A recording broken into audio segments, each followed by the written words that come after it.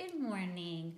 We're going to be starting a new unit for our course today, and this unit focuses on the Laplace transform.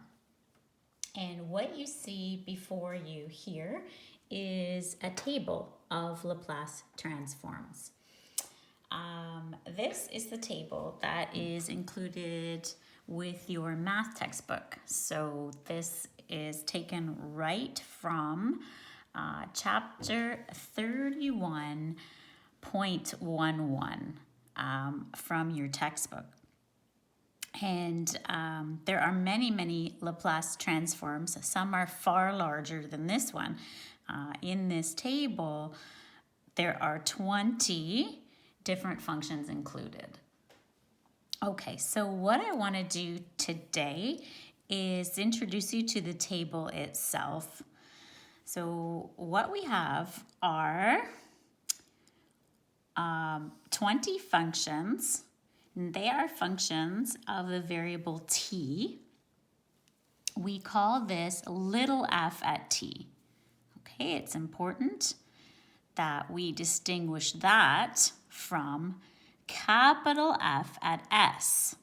Capital F at s is found to the right of each of those 20 functions. Okay, so you'll see that in those columns now the variable is s. So once again, we have little f at t, and beside little f at t, we have capital F at s. Now, capital F at s is defined to be the Laplace transform of little f. Capital F at s is the Laplace transform of little f. There's actually a complicated integral that takes you from little f at t to capital F at s. From little f at t to capital F at s. But instead of using that very complicated integral each and every time, we make use of a table like this. So today's first lesson is going to be showing you how you can use this table to transform little f at t. So I've got some examples that I've taken right out of your textbook, and I'm going to go through those examples with you now. Okay, so here we go. Here's our first example. We have this. Little f at t is 1 minus cosine of 2t.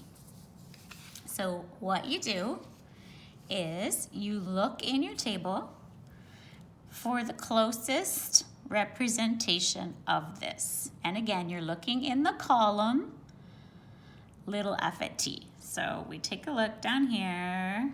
Oh, I think it's right here. Number 7 is 1 minus the cosine of at. And so that is exactly what we have here, with the value of a being equal to 2. So I'm going to write that down. That I'm going to use green. So we're going to use transform 7, and our value of a is 2. Okay, now that we've identified which transform we're going to use, we simply write out this here. But don't forget, we changed the left-hand side now from little f at t to capital F at s. Okay, so like this. Capital F at s is, and again, we're writing out this, but in place of a, we're going to have 2. Okay, so it's going to be 2 squared over s times s squared plus 2 squared. Just like that. S will remain, of course, as it is the variable. So as a final answer, we would make that 4 over s times s squared plus 4. Just like that, and we're done. We've taken little f at t, and we've used the table to find capital F at s. So here's our next one. We have 8e to the negative 3t times sine of 4t. So again, the first thing we have to do is scan through the table until we have found the closest function. So an exponential function multiplied by a sine function. Where do you see that? Do you see it? Okay, number 19, right? So we're going to use number 19. Okay, and we're going to identify what our values are for A and for B. Okay, so I'm going to write here, transform 19, and A will be 3 and B will be 4.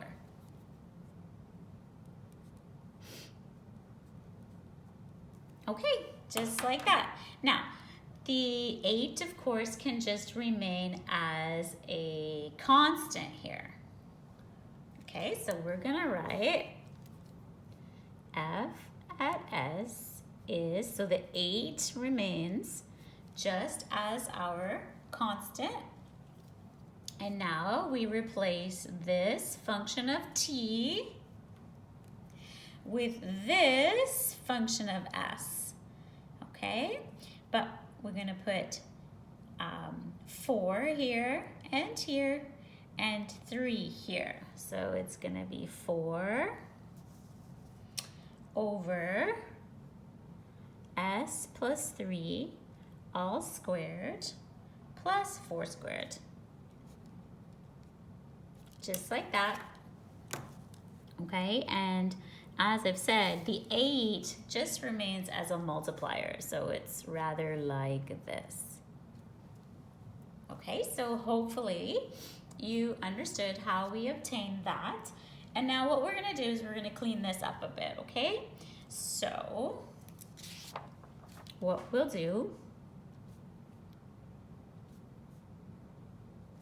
is work on that denominator first. So when you have s plus 3 all squared, it means s plus 3 times s plus 3. Okay, and so that means we get a trinomial when we expand it. So we'll have s squared plus 6s plus 9. Okay, again, if you can't do this just in your head, it's not a problem. Just write down somewhere, we're doing s plus 3 plus s plus 3. So you can do your first outside, inside, last, and then you collect your middle two terms. Then you'll have the trinomial, and now we still have this, plus 4 squared or 16. Okay, so the denominator is actually s squared plus 6s plus 25. So that'll be the denominator.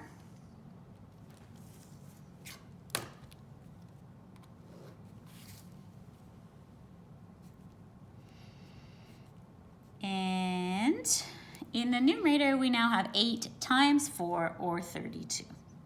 Okay, and now we're done. That question is now complete. Okay, look at number 10. We have the sum of two different functions of t. So I think what we'll end up doing is locating two different f at t functions in our table. So this one, you can see, has a t multiplied by a sine function. Here we have an exponential function multiplied by a cosine function. So let me put the table here. Okay? Where do you find this one? T multiplied by a sine function. Looks to me like number 16. What is the value of A? The value of A is 3. Okay, so this one here is transform 16 with a being 3. And of course, there's a constant multiplier of 2. How about here? Exponential function multiplied by a cosine function. That's going to be number 20. So here we have transform 20. In transform 20, we have a is equal to 3. What about b? B is the coefficient of t here, so b is 1. Okay, and now we'll just transform each of these, and there'll be a plus sign in between. Okay, so let's do the first one. Now, don't forget, this is where we immediately change to capital F at S, okay? That is so important. So the constant multiplier of 2, and now the transform of t times the sine of 3t. So here, so it's 2 times a times s, okay? So 2 times 3 times s. In other words, 6s. And under it, s squared plus 3 squared all squared.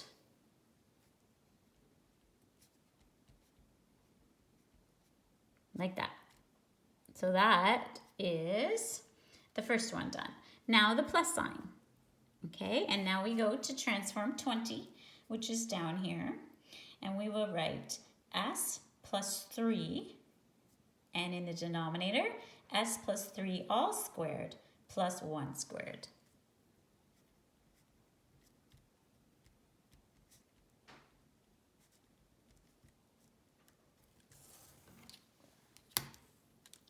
Just like that.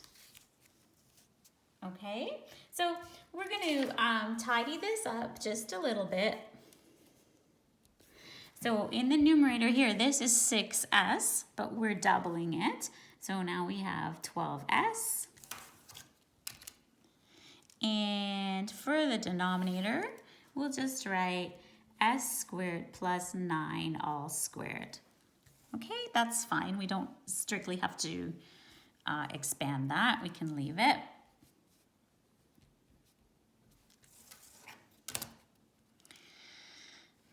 But here, what do we have? S plus 3 all squared. Once again, that's s squared plus 6s plus 9. And then we still have plus 1. So in our last step, we'll make that s squared plus 6s plus 10.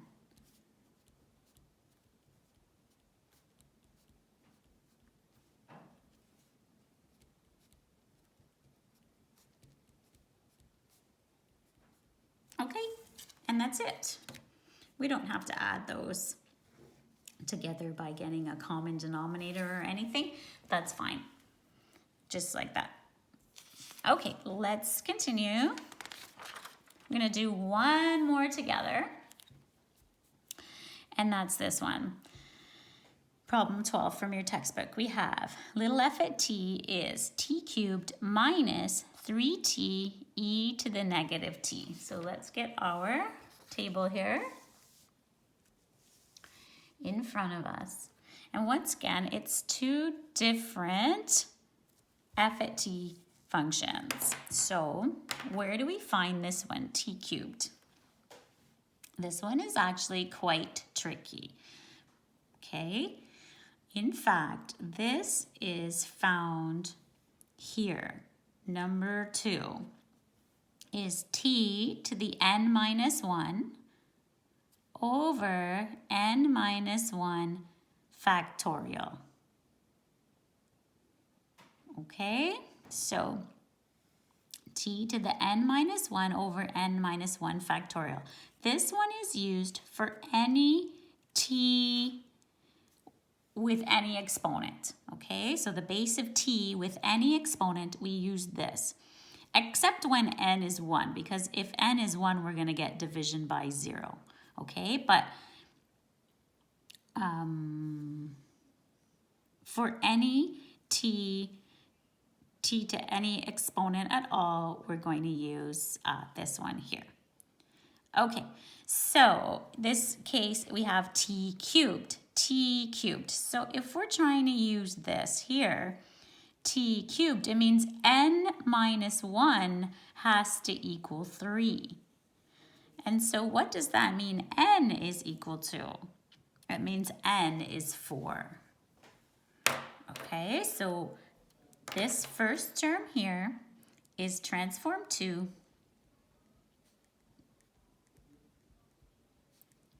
And then, as I said, we have n minus 1, the exponent is equal to 3. So if n minus 1 is 3, it means n is 4. So we're going to use transform 2 with n is 4. But here's the tricky part. If this is t cubed, underneath it needs to be 3 factorial. Okay, because if we want to use this formula, we need n minus 1 factorial under t to the n minus 1. Okay, so before we can use this transform, we have to put 3 factorial under here. There's no choice. We can't use transform 2 until whatever the exponent is here, you have its factorial underneath. Okay, you might not even know what 3 factorial means. I'm hoping you do. But if you haven't taken any probability theory, then you might not know. 3 factorial means 3 times 2 times 1. 5 factorial would mean 5 times 4 times 3 times 2 times 1, and so on. Okay, so 3 factorial again means 3 times 2 times 1, and so it's 6. So we just took t cubed, which we were given, and we made it t cubed over 6. So how can we just randomly do that? Well, we can't, unless we put a constant of 6 in front of it. Okay, so we've taken t cubed and changed it to 3 factorial times t cubed over 3 factorial. This, of course, you can see is now still equal to t cubed. Okay, so I haven't used any transform yet. I just changed the appearance of t cubed so that it now looks like this. The second term is the same. Now, for the second term, what are we going to use? Which transform? Well, we're going to have a constant multiplier of 3. Now, where do we find t times e to the negative t? Let's look at our chart. T times e to the negative t. We're going to use number 11, okay? So transform 11 will be used.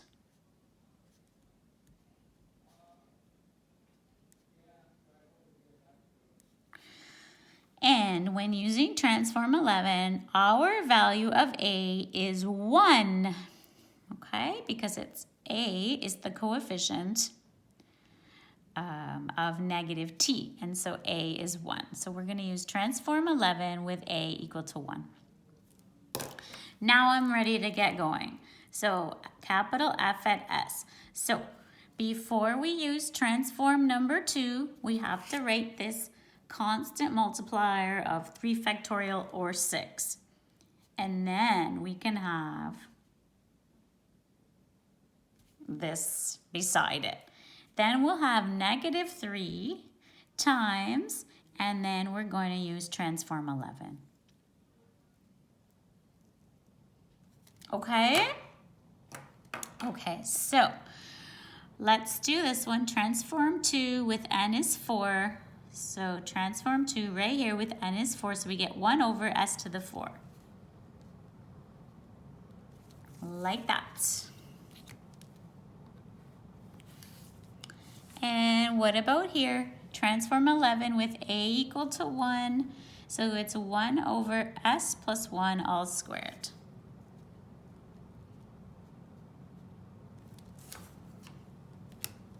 Okay, so how can we clean this up?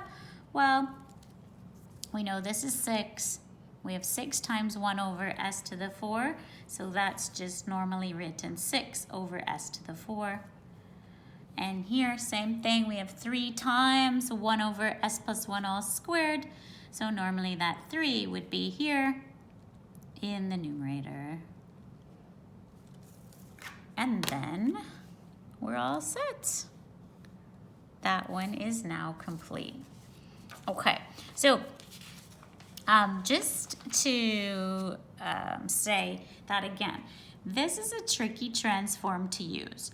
You can use it for t to any exponent, okay, t to any exponent, except for t to the 0, okay? So t to the 1 and so on, okay? So n is a positive number from 1 and up. So you use this one when you have t to some exponent. And the tricky part is before you use it, you have to make sure that whatever the exponent is, you have its factorial underneath. Okay, so maybe I'll just do one more with you. Suppose, for example, we are given this. F at t is t to the 5th. Okay, so I'm gonna just do one more little wee example here. Okay, suppose that's what we're given and we wanna write capital F at s.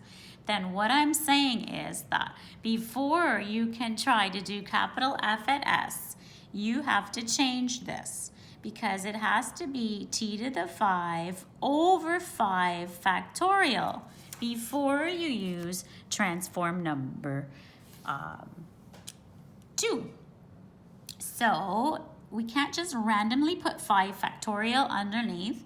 So what we have to do is multiply by 5 factorial. And now this part is transformed using the table.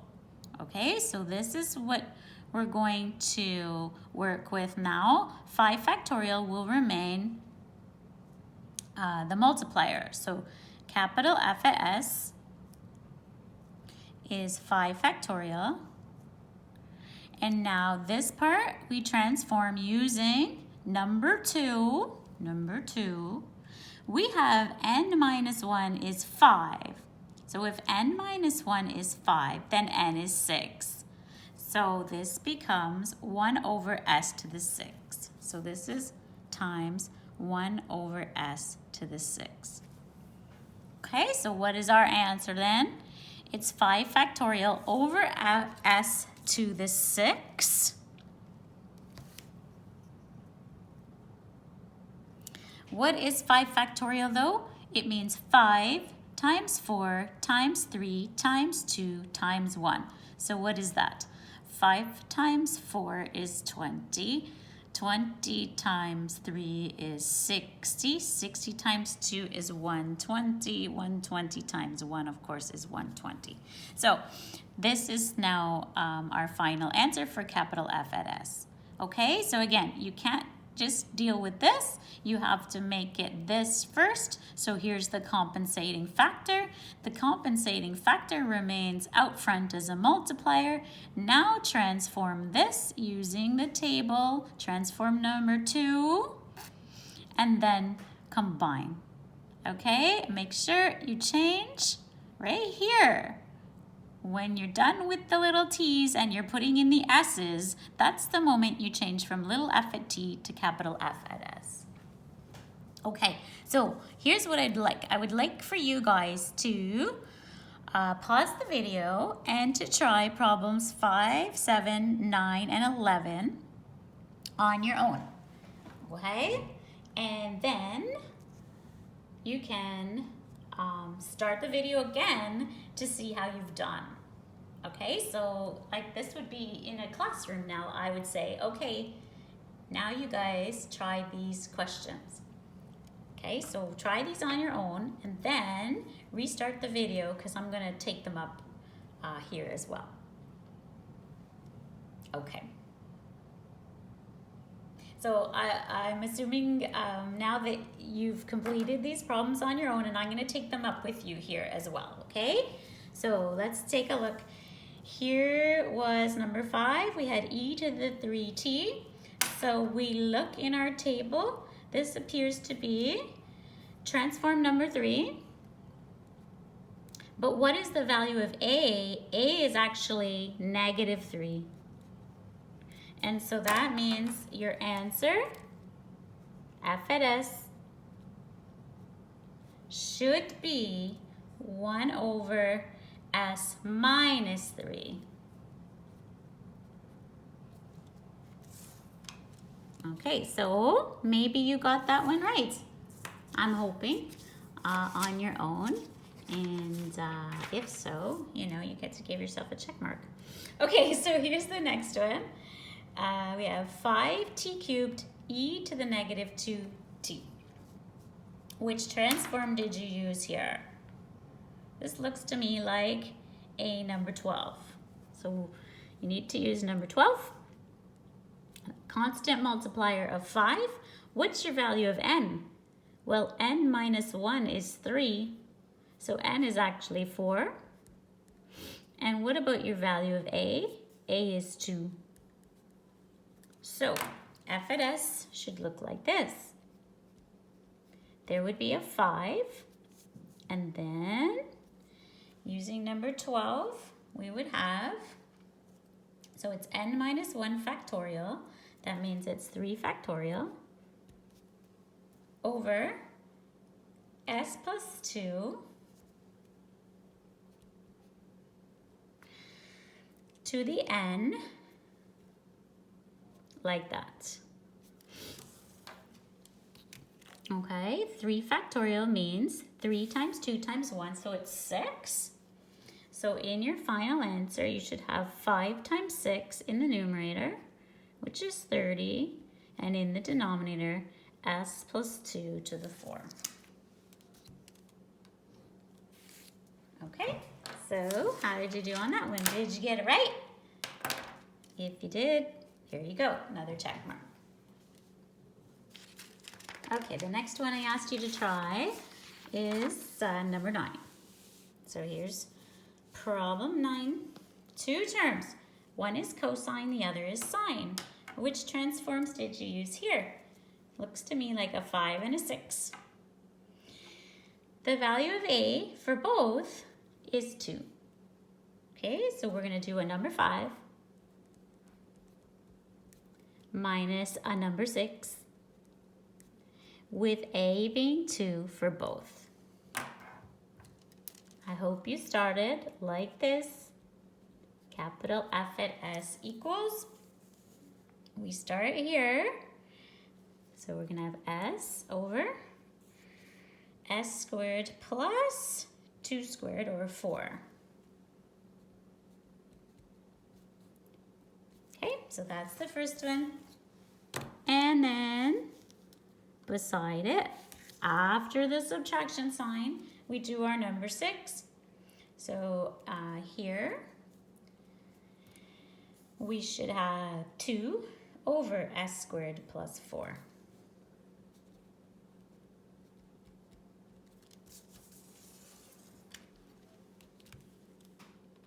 Okay, now here, these denominators are the same. And so it makes sense to combine the fractions in this way. S minus 2 over s squared plus 4.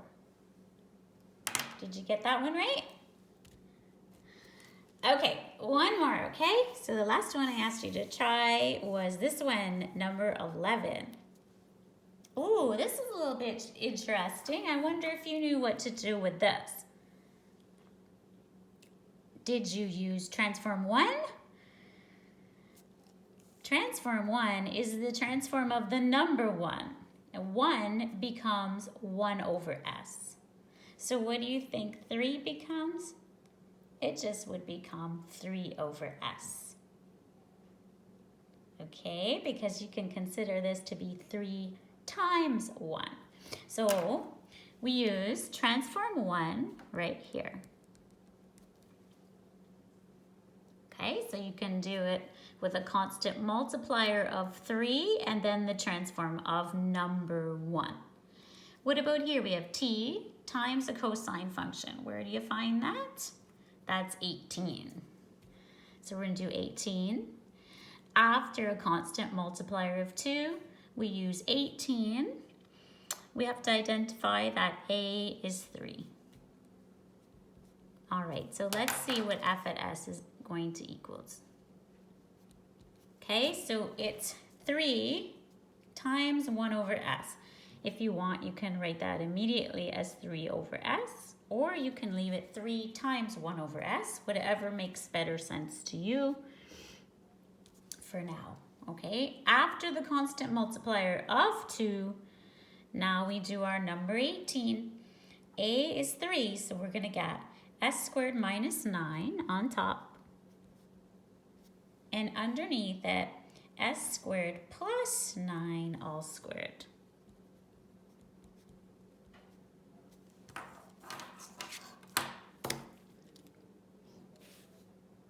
Just like that. Okay. Now, if we were going to write our final answer, we would just double these terms in the numerator. So 2s squared minus 18. And here, s squared plus 9 all squared. Okay, and that's great for example 11. So hopefully you did well on that exercise. Okay, so now you know how to use a Laplace transform to move from little f at t to capital F at s. Again, that's called performing the Laplace transform. So take the Laplace transform of little f at t to find capital F at s. Now, the much harder process involves doing the reverse of that. So if you start with capital F at s, can you work backward to find little f at t? So this is much more challenging. Because here, let me just give you a quick rundown of that. If you start with this, you have to know how to back up to this, then this, in order to get this, for example. Okay? So it's a much more challenging process. It's called finding the inverse Laplace transform, and you'll find that I explain this in our next video. Okay? All right. Thanks, guys. Take care.